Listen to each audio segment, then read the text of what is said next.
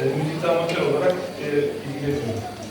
Hangi tür müziklerle ilgileniyorsunuz? Böyle sanat müziği, halk müziği mi yoksa farklı müzik türleri de var mı?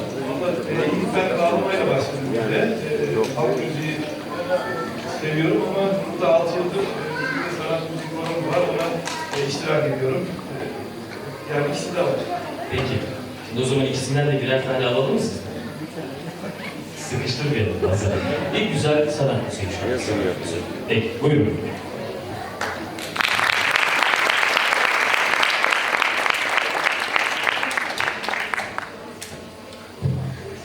Efendim, değerli saz sanatçılarımız eşlik edebilirlerse onların da eşlik etmesini istiyoruz Levent Bey.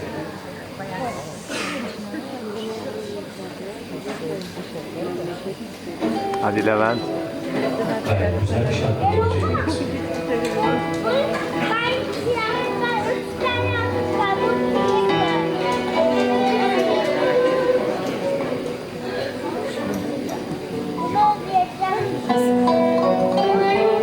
Vay Levent.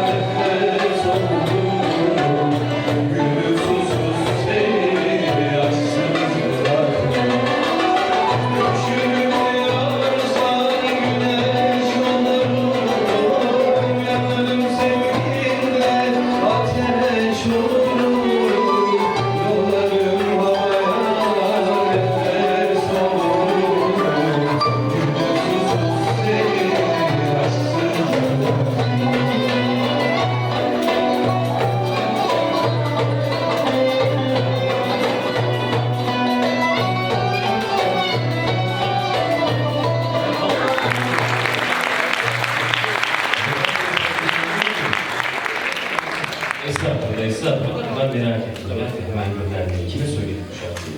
Eşimiz söyledim.